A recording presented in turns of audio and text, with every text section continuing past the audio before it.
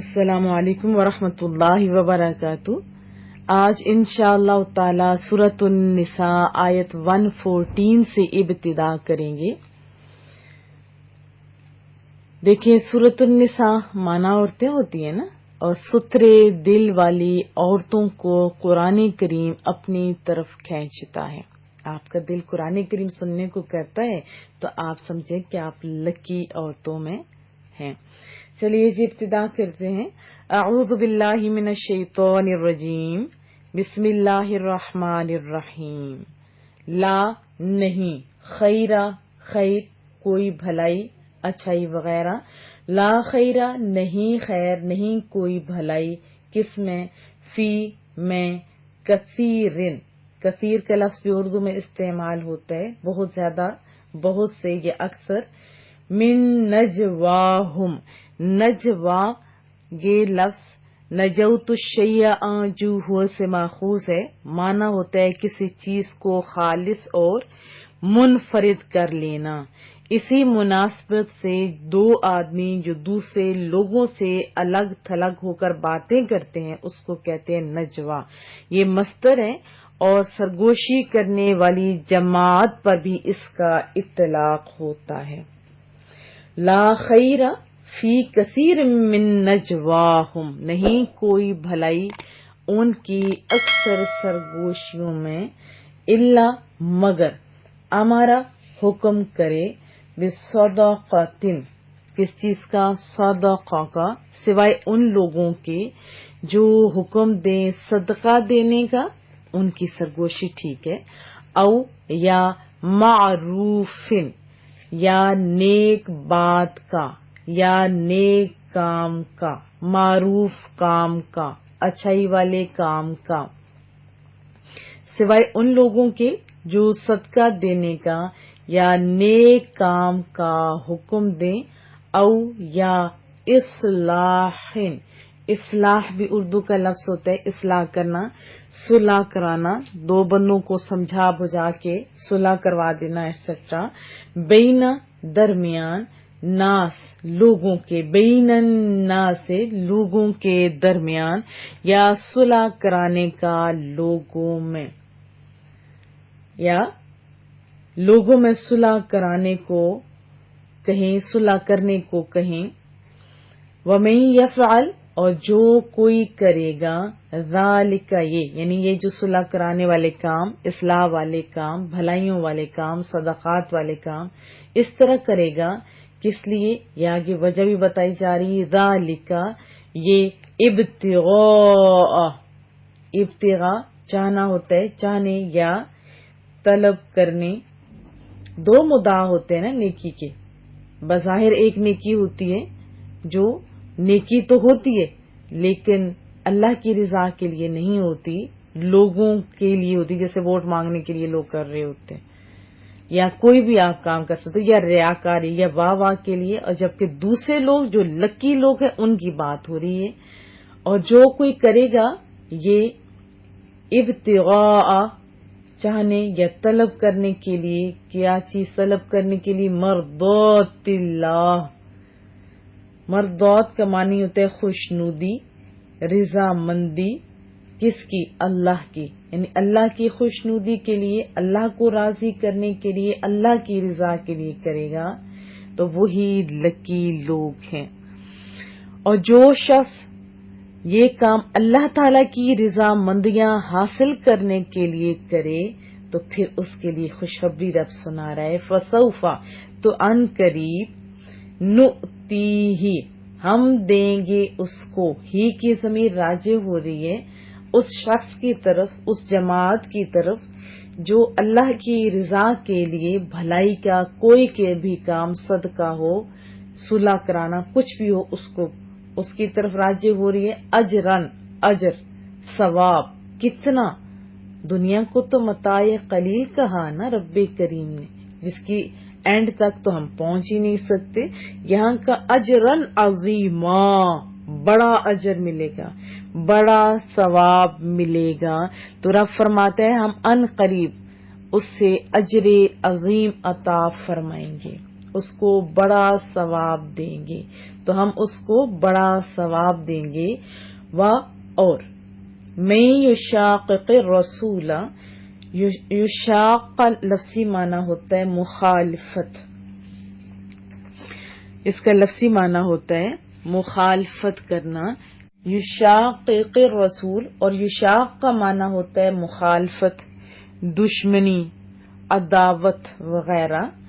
یشاقق الرسول، رسول کی مخالفت کرے جو شخص، من بعد، اس کے بعد کے، ما، اس کے، تبین، واضح ہو چکا، کلیئر ہو چکا، یعنی جس میں کوئی شک و شبہ نہیں، اب تو کلیئر بات ہو چکی ہے، یعنی واضح ہو چکا. لہو، اس کے لیے کیا چیز، الہدا، سیدھا راستہ، جو سیدھا راستہ ہے. اور جو شخص مخالفت کرے اللہ کے رسول کی، اس کے بعد یہ اس کے لیے ہدایت کی راہ روشن ہو گئی، واضح راستہ بتا دیا، سب کچھ کلیئر ہو گیا، پھر بھی جو مخالفت کرے.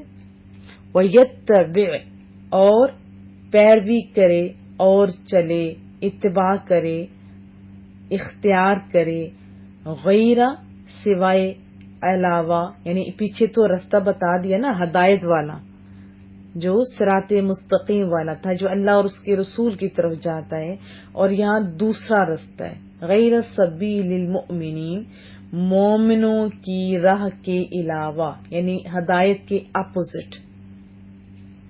اور جو تلاش کرے گا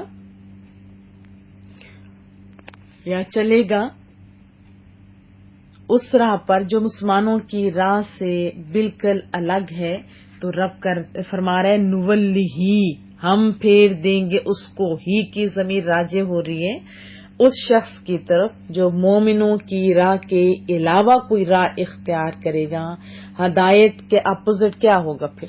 گمراہی ہے نا. اختیار کرے گا، ما، جدر، تولا، پھر اللہ فرماتے ہیں نولی ہی، ہم پھیر دیں گے اس کو، جدھر وہ پھرتا ہے، جدھر وہ چلتا ہے. وَنُسْلِهِ، ہی، اور پھر اینڈ سنیے، ہم داخل کریں گے اس کو، ہم انٹر کریں گے اس کو، کدھر؟ جہنم، جہنم میں، بھڑکتی ہوئی آگ میں ہم اس کو داخل کریں گے. اور جو شخص سیدھا راستہ معلوم ہونے کے بعد پیغمبر مصطفیٰ رسول اللہ صلی اللہ علیہ وسلم کی مخالفت کرے، یا یوں کہہ سکتے ہیں کہ جو شخص مخالفت کرے اللہ کے رسول کی، اس کے بعد کہ روشن ہو گئی اس کے لیے ہدایت کی راہ، اور وہ چلے اس راہ پر جو مومنوں کی راہ سے الگ ہے، تو پھر ہم بھی اسے پھیر دیں گے، اسے جدھر وہ خود پھرا ہے، اور پھر ہم اسے جہنم میں ڈال دیں گے. پھر جہنم میں بتایا جا رہا ہے کہ کیسی جگہ، وساعت، اور وہ بہت برا ہے، وہ بہت برا ہے، مصیرا، ٹھکانہ. ایک لمحہ بھی گرمی میں، جیسے آج کل کی گرمی ہے، UAE کے اندر بڑا ٹھہر تو سکتا ہے کیا بغیر اے سی کے؟ بڑا مشکل ہے نا. اور یہ گرمی تو اس گرمی کے مقابلے میں بہت کم ہے. آگ، تپش، سزا، خوف، اللہ اکبر. وساعت مصیرا، اور یہ بہت بری پلٹنے کی جگہ ہے. ان اللہ، بے شک اللہ تعالی، لا یغفر، نہیں بخشے گا، این یشرک، یہ کہ شریک بنایا جائے، بھی، اس کے ساتھ، یعنی اللہ کے ساتھ شریک بنایا جائے کسی بھی طریقے سے، ذاتی طور پہ، صفاتی طور پہ، کسی بھی طریقے سے، یعنی جیسے اللہ ہے ایسے ہی اس کو کسی اور کو مانا جائے. ٹھیک ہے. وَيَغْفِرُ، اور بخش دے گا، ما دون، جو اس کے سوا ہے، ذالک، اس کے، لمن یشاء، جس کے لیے چاہے گا، وَمَن یشرک باللہ، اور جس نے اللہ کے ساتھ، یعنی جو کوئی بھی، اور جس نے اللہ کے ساتھ شریک ٹھہرایا، فقد، پس تحقیق، ضل، وہ گمراہ ہوا، وہ بھٹک گیا، وہ ضلالت میں چلا گیا، ضلالم بعیدا، دور کی گمراہی میں۔ بے شک اللہ تعالیٰ نہیں بخشتا اس جرم عظیم کو کہ شریک ٹھہرایا جائے اس کے ساتھ، یعنی شرک کو نہیں بخشتا، اور اس کے سوا جتنے بھی جرائم ہوں، یعنی جتنے بھی جرائم ہوں، جس کے لیے چاہتا ہے بخش دیتا ہے۔ اور جو شریک ٹھہرائے کسی کو اللہ کے ساتھ تو وہ گمراہ ہوا اور گمراہی میں دور نکل گیا۔ وضاحت جان لیتے ہیں، جیسے 114 آیت بڑی دھیان طلب ہے۔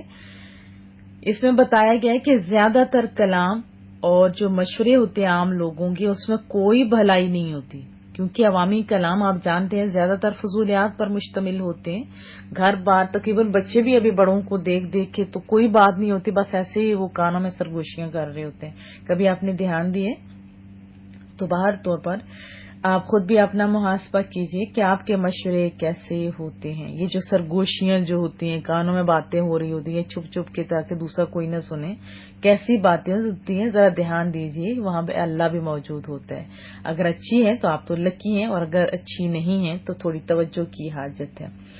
فرمایا کہ بجائے اس کے کہ یہ فضولیات پہ اپنا ٹائم بھی ضائع کرتے، گناہ بھی سمیٹ لیتے، بہتر تھا یہ اچھے کاموں کے لیے اچھے کلام یا مشورہ کرتے، جیسے صدقہ دینے کا حکم دیتے، یا لوگوں کو نیکی کی دعوت دیتے، یا نیکی کی دعوت عام کرنے کے لیے مشورہ کرتے، یا لوگوں میں صلح کروانے کے لیے مل بیٹھتے، تو ایسے لوگوں کے مشوروں میں خیر اور بھلائی ہے۔ باقی آپ جانتے ہیں کہ گھروں میں، باہر، ایون کہ ہمارے ایوانوں میں بھی بڑے بڑے اجلاس بلائے جاتے ہیں، خفیہ اجلاس ہوتے رہتے ہیں، بڑی بڑی رازداری کی باتیں ہوتی ہیں، اور یہ سب جو ہے ٹائم کا ضیاع ہے۔ باہمی گفتگو تو باہر طور پر بسا اوقات اچھی ہوتی ہے، لیکن رزلٹ آپ جانتے ہیں کچھ خاص نہیں ہوتے۔ تو ہم لوگوں کو کیسے کام کرنے، اس کی طرف توجہ دلائی جا رہی ہے، اس کی طرف توجہ دلائی جا رہی ہے کہ ٹائم بھی مت ضائع کرو اور اچھے کام کرو۔ ایسے کام خالی باتوں پہ محیط نہیں ہونے چاہیے، عملی طور پہ بھی کچھ کر کے دکھانا ہے۔ پھر جو لا خیر فی کثیر من نجواہم، اس آیت میں ایک نصیحت ہے، اس آیت میں نصیحت ہے، آپ سب کان کھول کے سن لیں، ہم لوگوں کو اس پہ توجہ کی حاجت ہے۔ یعنی جن کے مشورے فضولیات پر مشتمل ہوتے ہیں، یا جو معاذ اللہ گناہوں کو پروان چڑھانے کے لیے مشورہ کرتے ہیں، جیسے گھروں میں فساد ڈالنے کے لیے بہت ساری عورتیں مل بیٹھتی ہوتی ہیں، اور مختلف جس کے ساتھ دشمنی ہو جاتی ہے، بس اس کے تو اچھائیاں بھی نظر نہیں آ رہی ہوتی ہیں، اور ان کو تباہ کرنے کے جو طریقے اختیار کیے جا رہے ہوتے ہیں، یاد رکھیے کہ گھروں کو تباہ کر دیتے ہیں، ممالک کو بھی تباہ کر دیتے ہیں ایسے فسادی ذہن۔ اور اچھے لوگوں کو اس انداز میں پیش کیا جاتا ہے کہ اچھے لوگ تو رو رہے ہوتے ہیں کہ ہمیں سزا کس بات کی مل رہی ہے، اور یہ برے لوگ خوش ہو رہے ہوتے ہیں ہم نے اس کو ہرا دیا۔ دیکھیں اللہ کی ذات موجود ہے ہر جگہ، اچھائیوں کے کام کرنے کی کوشش کریں۔ تو بہرحال جو فضولیات پہ کام کر رہے ہوتے ہیں ان کو تو اپنی آنکھیں کھولنی چاہیے، اور اسی طرح جو گناہ کو پروان چڑھانے کے لیے مشورہ کرتے ہیں، جیسے سینما بنانا، بے حیائی کے سینٹر بنانا، فلمی صنعت کی ترقی کے لیے مشورے کرتے ہیں، اور یہ سارے مشورے خیر سے خالی ہوتے ہیں بلکہ شر سے بھرپور ہوتے ہیں۔ آپ جانتے ہیں کہ کس انداز میں ننگے دھڑنگے لوگ سامنے ہوتے ہیں، اور کس طرح انداز میں ہمارے بچوں کے مائنڈ خراب ہو رہے ہیں۔ اللہ تعالیٰ ہم لوگوں کو ہدایت دے۔ ہاں، جو لوگ اچھے کام کر رہے ہوتے ہیں، نیکی کے مشورے کر رہے ہوتے ہیں، ملک کے مسائل حل کرنے کے لیے، قوم کی پریشانیاں دور کرنے کے لیے، عوام کے معاملات سلجھانے کے لیے، لڑنے والوں کے درمیان صلح کروانے کے لیے، اسی طرح میاں بیوی یا گھروں کے اندر جو نا اتفاقیاں ہوتی ہیں ان کو دیگر، اسی طرح رشتہ داروں کے جو جھگڑے بھی ہوتے ہیں ختم کروانے کے لیے، دوستوں میں ناراضگی ختم کرنے کے لیے، جائز دوستی کروانے کے لیے، مشورے کرتے ہیں تو یہ خیر کے سارے مشورے ہیں اور یہ مبارکباد کے مستحق بھی ہیں، کیونکہ خاص انہی لوگوں کا تذکرہ ہے نا۔ تو ہمیں کیا چاہیے کہ نیکی کی دعوت دیں، لوگوں کو خیر اور بھلائی کی طرف لے کے آئیں۔ آپ قرآن کریم کو کتنے لوگوں کی دعوت دیتے ہو؟ آپ مجھے ذرا بتائیے کہ ہم لوگ اس طرح سنتے ایک ایک لفظ کا ترجمہ ہوتا ہے اور پھر اس میں گرامر بھی ہوتی ہے، مسائل بھی ہوتے ہیں۔ کیا آپ نے محبتوں سے کبھی کہا میری بہن میں نے سنا ہے تم بھی سنو؟ اتنا اچھا ہے، چلو ہم بھی اپنی آخرت کے لیے کچھ کر لیتے ہیں، آپ کو بھی آ جائے گا اور دوسروں کو بھی آ جائے گا۔ فائدہ کس کا ہوگا؟ آپ کی نیکیوں میں کمی ہوگی؟ نہیں۔ آپ ذرا اپنا محاسبہ کیجئے، کیا آپ نہیں چاہتے کہ ہر بندہ نیک ہو، ہمارا بچہ بچہ نمازی ہو، لوگوں کو سنتوں کے بارے میں پتہ ہو تاکہ ہم بھی پابند ہو وہ بھی پابند ہو جائیں؟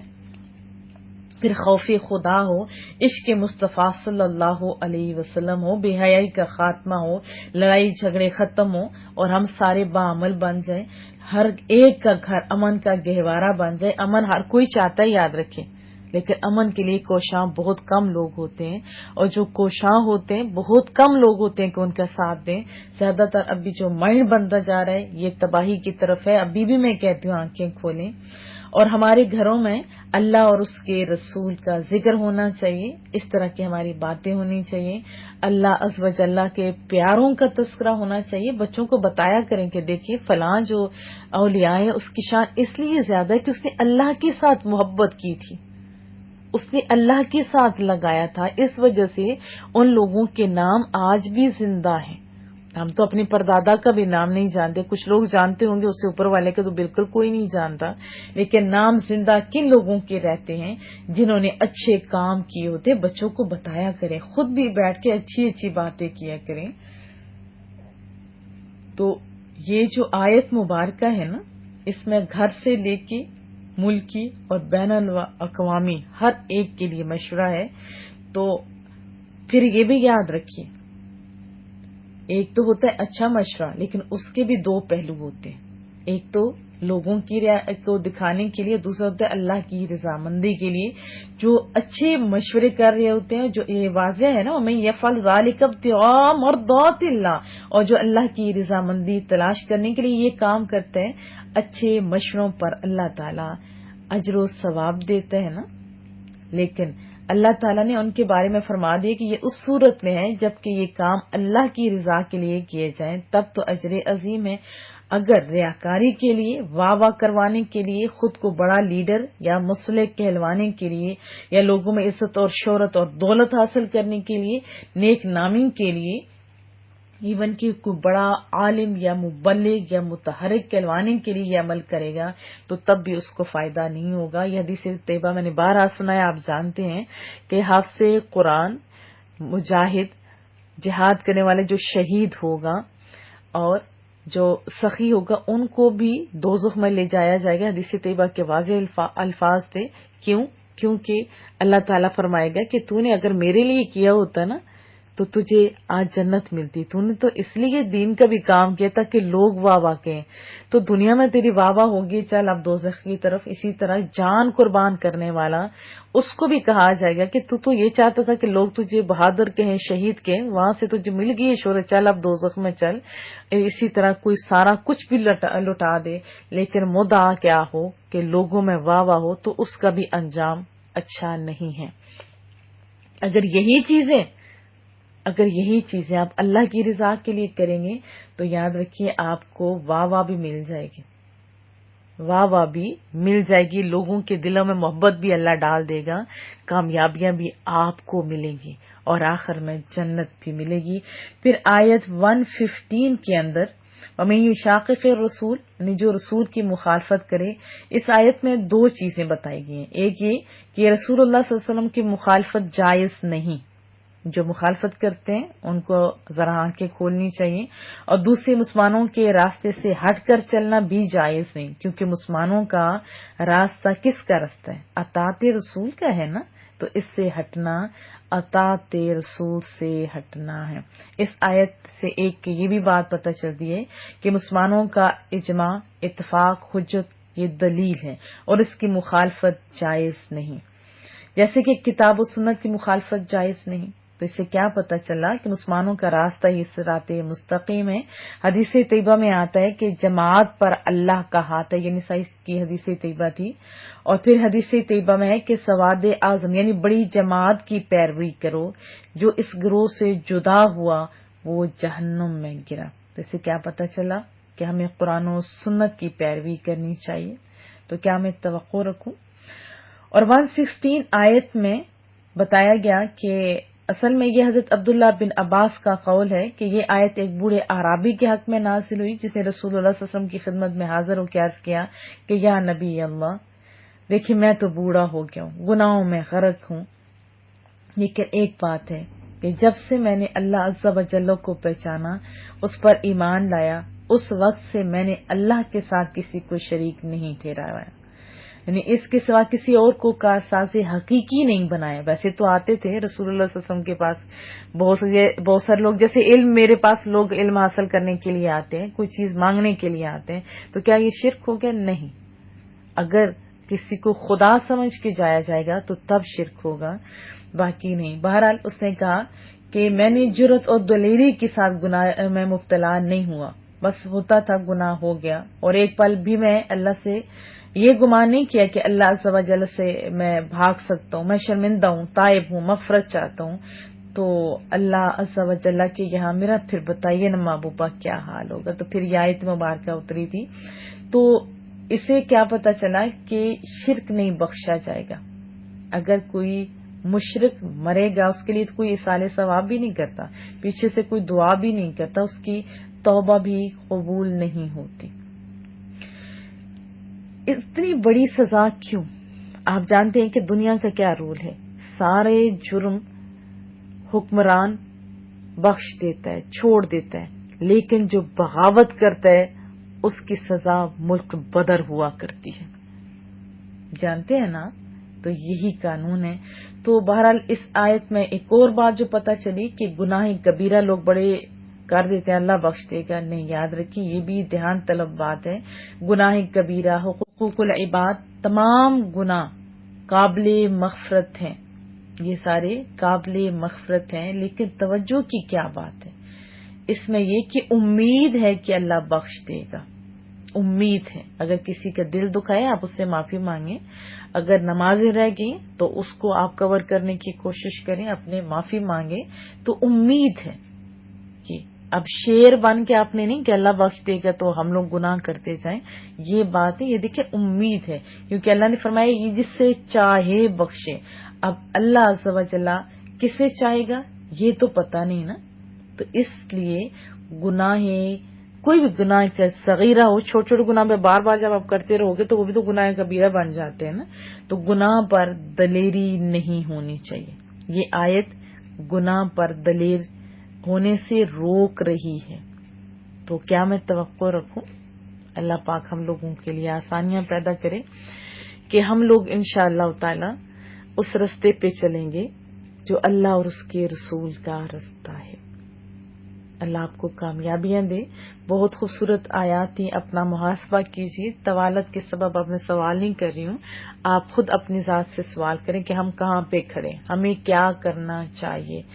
اور اچھی جماعت کے ساتھ رہے گی جو مسلمانوں کو مسلمان ہی کہتی ہے، کیونکہ بہت سارے لوگ ایسے بھی ہیں کہ جو بخاری شریف کے حدیث طیبہ رسول اللہ صلی اللہ علیہ وسلم کا فرمان، ایک وقت آئے گا کہ لوگ کفار اور مشرکین پر اتری ہوئی آیات کو مسلمانوں پر چسپاں کریں گے. فرمایا وہ سب سے بدترین جماعت ہوگی.